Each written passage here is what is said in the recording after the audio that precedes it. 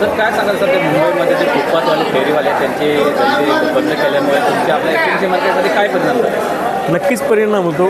आज मुंबईची सर्वसामान्य जनता ट्रेनने प्रवास करते. जसेच ते ट्रेनमधून उतरतात तेव्हा घरी जाता जाता फुटपाथला मिळणारी भाजीपाला खरेदी करून घरी जातात. त्यांना ही भाजीपाला फुटपाथला अवेलेबल झालं नसल्यामुळे मार्केटमध्ये आतमध्ये जाण्याचा काही वेळेस कंटाळा करतात. थकलेला माणूस तसाच घरी निघून जातो. तोच परिणाम मार्केटवर व्हायला लागला आहे. मुंबईची 50% जनता फुटपाथवर खरेदी करणारी. आज ते फुटपाथच बसून न दिल्यामुळे जवळपास आमचं 50% गिराईक कमी झालेलं आहे. ते गिराईक कमी झाल्यामुळे मार्केटमधील मालाला मिळणारा बाजारभाव तो फार कमी झाला आहे. मार्केटमध्ये तुम्ही बघू शकता आज बऱ्याच प्रमाणात माल पडून शिल्लक आहे. याचं कारण आहे फुटपाथ बंद केल्यामुळं मार्केटमध्ये येणारं गिराईक कमी झालं आहे. किमतीमध्ये काय फरक पडला? किमतीमध्ये नक्कीच फरक पडतो.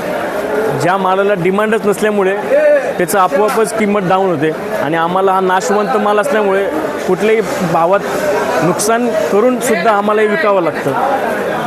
त्यात आमचंही नुकसान होतं आणि पाठवणाऱ्या शेतकऱ्याचंही नुकसान होतं. किती दिवसापासून माल पडून असतो? हेच हा प्रकार चालला गेल्या हप्ताभरापासून.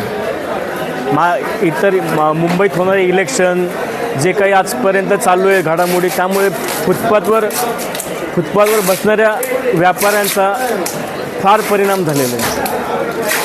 सर्वच मालावरती भाजीपाल्यावरती प्रत्येकच भाजीपाला असेल, फ्रूट असेल, फुटपाथवर जे काही विक्री होते त्या प्रत्येकावरच परिणाम झालेला आहे. पण भाजीपाला हा जास्त करून नाशवंत असल्यामुळे ह्याच्यावर फार परिणाम होतो.